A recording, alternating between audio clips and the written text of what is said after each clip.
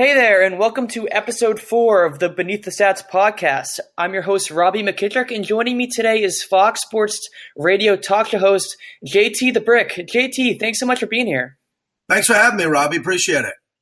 JT's career path is not your typical path for a sports talk radio host.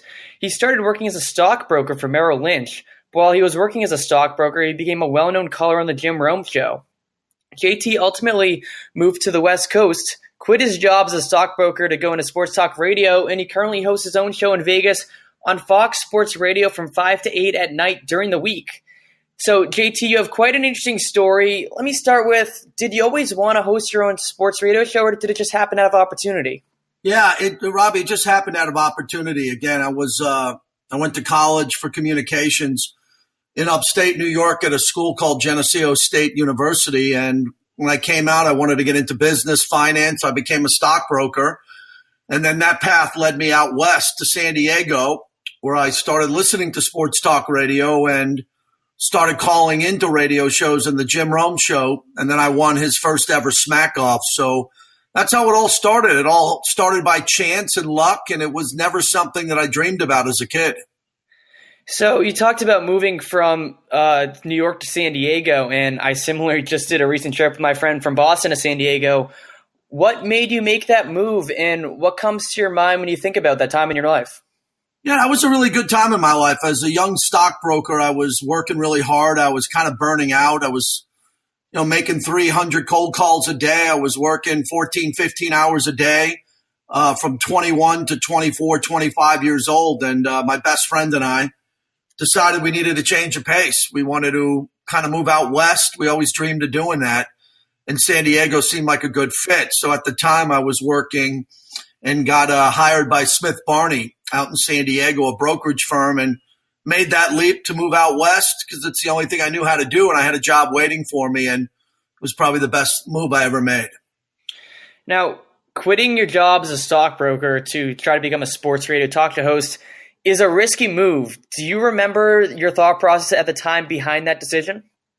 Yeah, it was a risky move. Again, I had the support of my dad at the time, who told me that he'd have my back. I wrote about that in my book, The Handoff. And, I've always been able to take risks my whole life. I've never been concerned about it. And at that point in time, the stock brokerage business was getting tiresome, and it was something I wanted to get out of. And I had an opportunity, I thought, with the passion that I had to be on the radio and an opportunity to look for a job. I was pretty confident I would get a job. I started by buying my own time on the radio and bought 2 hours on Sunday night in Pasadena at a radio station called KMAX at the time. And I would commute up on the weekends and do weekend radio and pay for the time. And I started to cold call potential sponsors like brick companies, anybody who would pay me to sponsor the show. And after doing that for I'd say about 4, 5, 6 months, a syndicator out of Las Vegas named Sports Fan Radio Network heard me and gave me an opportunity to do weekend overnights in Las Vegas. And I started that move in 1996. So it all happened pretty quickly. I won the Smack Off in April of 1995, and by, I would say, Memorial Day 1996, I was syndicated on 100 stations, some of the biggest radio stations in America at night for Sports Fan Radio Network. Yeah, your story is very interesting. For those who don't know, the Smack Off on the Jim Rome Show is basically, I think I've heard you describe before, it's kind of an American Idol for sports talk show host callers, and you basically won a contest. You were very well known on the show. I believe on the show you became, so your name is John Turner, but they call you JT the Brick. On the show, is that how you got the nickname JT the Brick? Yeah, Rome named me the Brick because I used to call in on the Knicks all the time, and the Knicks rhymed with bricks, and the Knicks weren't making many shots. They were losing a lot of big games. And, back then when I would call in focused on really one big topic, which was the Knicks or the Yankees or New York sports. I'm a diehard New York fan, so when I started picking up the phone and calling sports talk radio, that was the natural fit for me. So I did want to go back to your decision a little bit more about deciding to go into sports talk radio. So you have the stockbroker job, which clearly you're probably getting a good money out of it. It's a stable job versus a sports talk radio show host. And as I said, it is a little bit riskier of a decision, even if you think you can get the job out of it. What advice would you give to kids out of college right now who are trying to make a tough career choice between maybe a stabler job that pays well versus something you're really passionate about, like sports talk radio? Yeah, that's a great question. That's where we're at today in society. A lot of people want stable jobs. They want stable income. The economy is up and down, and a lot of kids don't like to take risks. And I would recommend anybody to follow their passion. If there's something you really want to do at any stage in your career, you're going to have to take a chance. And for me, it was a financial chance. It wasn't a tough decision. I don't deserve a lot of credit for making a decision to do something that I really wanted to do at the time, but it was a financial decision. And the thing that I realized when I got into sports talk radio, which was different than most people, is I treated it like a business. I knew that in order to make it, I had to make money. I had to be on radio stations. I had to bring in advertising. I had to outwork everyone. I had to be very focused on how to build a business model. There's a lot of people that get into radio and they want to talk about sports and they want to get a job. And the job's not going to pay well unless you're successful, unless you have a hook, unless you have a unique aspect that you bring to a company. And I realized that early on, how to put a business model together, which at the time in the mid to late 90s was just outwork everybody. I hosted a 5-hour show at night. I did a local show in San Francisco for 3 hours. I got hired to do the pre and post game for the Oakland Raiders. And any opportunity I got, I filled in for the Pete Rose show. They offered me no money to do it, but I knew it would get me exposure. So at that time, I just wanted to be on the radio as often as I could, and I knew the money would take care of itself after that. Well, earlier you mentioned about your book, The Handoff, and on prior talks on TV, you've described how The Handoff, which you talk about your friend and mentor, Andrew Ashwood. We described that book a little bit, but I also wanted to ask you about, you talked about how you were given a playbook by Andrew Ashwood about the do's and don'ts of radio. So if you want to discuss your book a little bit, but also more specifically the playbook that he gave you and how that was important for you. Yeah, Andrew Ashwood was a very successful program director in San Antonio, Texas, on the flagship of the San Antonio Spurs. And he would hear me at night. And one night he picked up the phone and called me off the air on the radio. And I'll never forget the call. And he said, "I'm your program director in San Antonio. I like what you're hearing, but you're very raw. And I'm going to send you a playbook." And it was a bound copy. It looked like an NFL playbook. And it basically had the do's and don'ts of radio. It had a bunch of articles and a bunch of storylines on how to follow your passion, how to build topics, how to talk about certain things. And he sent me that playbook. And I read it. It instantly came in the mail. It took me a day or two. It was a real thick book, a binder full of a bunch of articles that Andrew accumulated through his life in radio. He was a successful FM jock radio host. So I read it, and he called me back and he asked me if I read it. And I said yes. And we built this bond. We built this friendship. And he flew me out to San Antonio. I think it was for a Final Four or charity event at the time. And we bonded and we became instant good friends. And I would go to San Antonio quite regularly to host my radio show. And he was a mentor. He would talk to me and we became really good friends. The ironic part of the story is he ended up becoming my boss. Along his journey, he became the vice president and the program director for Fox Sports Radio. So I was already at Fox Sports Radio. He came there to become my boss. And it was a lifelong friendship. And my book, The Handoff, is about what happened when Andrew was unfortunately diagnosed at the time with cancer. It ended up being terminal cancer. And he picked me to be his chemo partner. He needed someone to take him to appointments and doctor's appointments when his wife wasn't able to do it. And she was always around. And he just needed a buddy to hang out with and kind of be a guy that could be his rock and could help him along the way.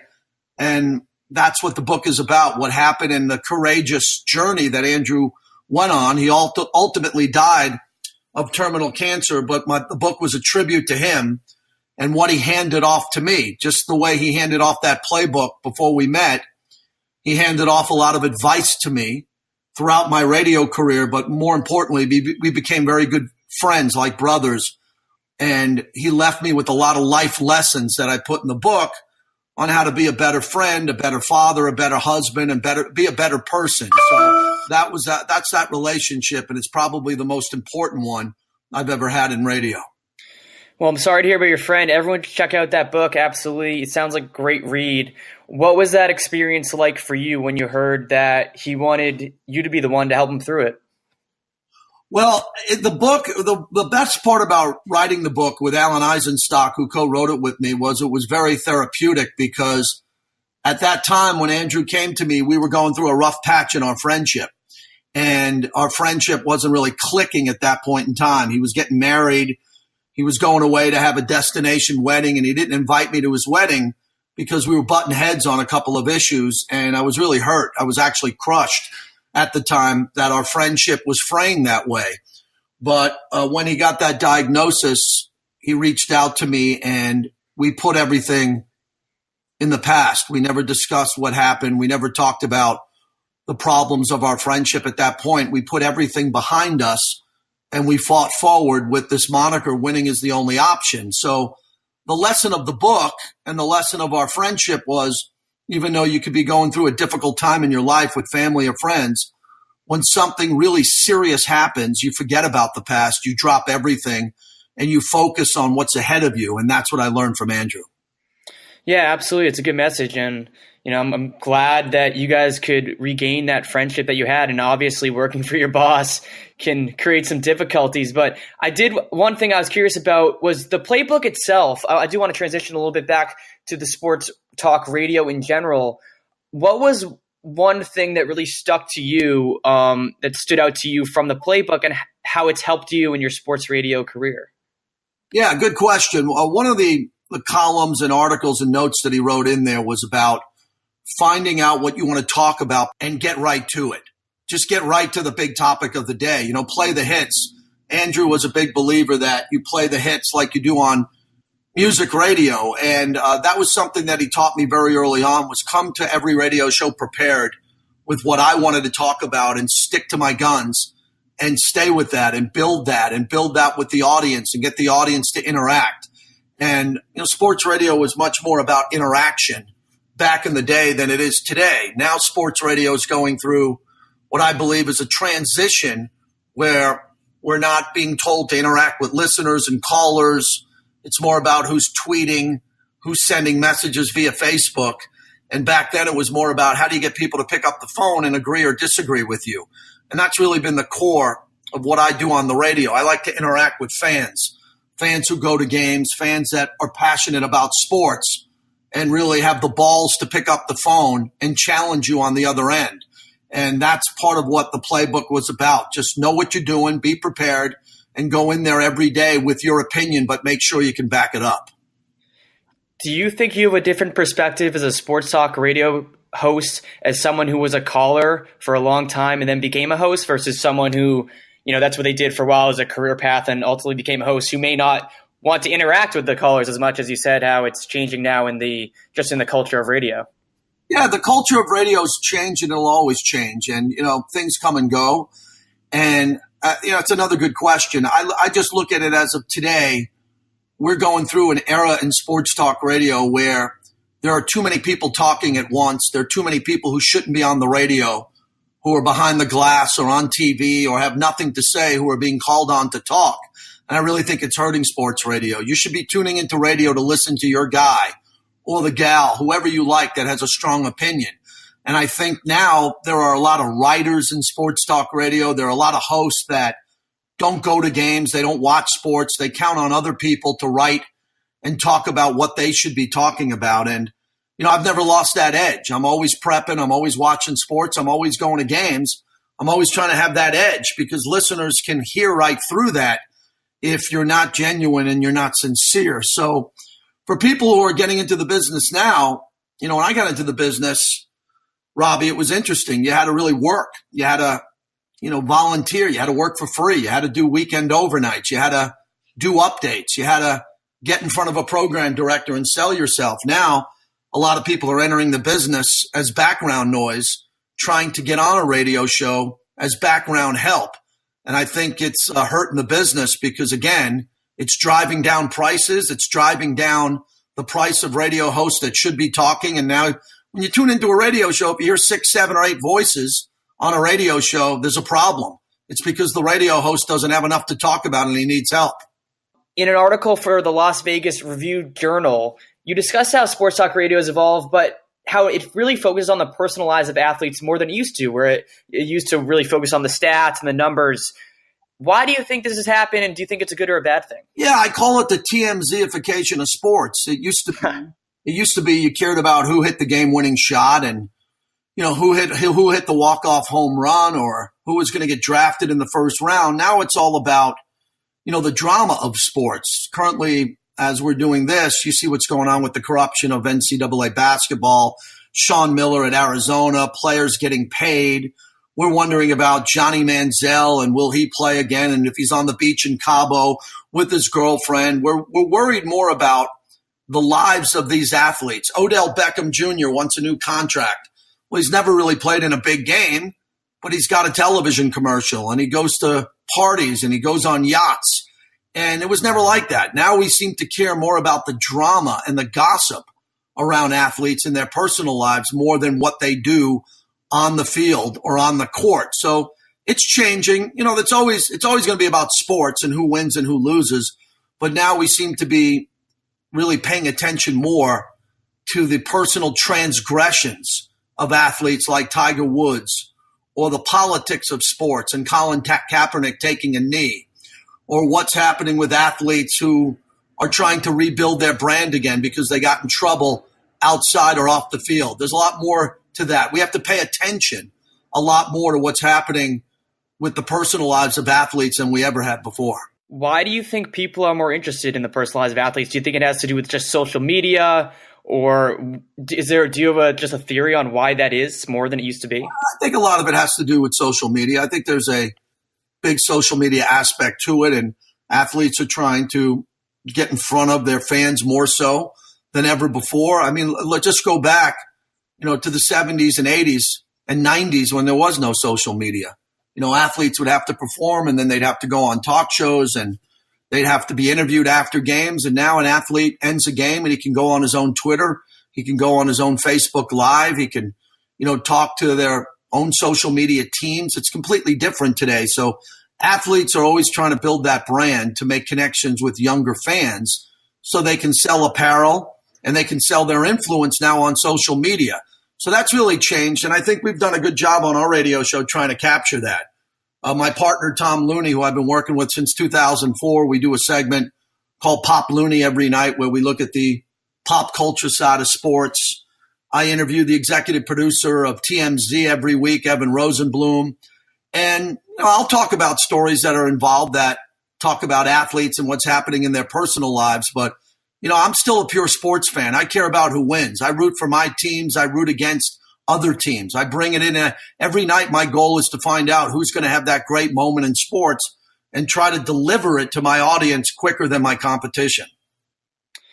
Well, it's great stuff. Is there anything else you want to mention that you have coming up that you want people to know about, or just anything in general? No, I really appreciate you reaching out to me and giving me this opportunity to talk to you. And I'm on Facebook at JT the Brick and on Twitter at JT the Brick and on the radio every night for Fox Sports Radio and iHeartRadio. And just want to keep doing what I'm doing and having a good time on the radio and meeting new fans.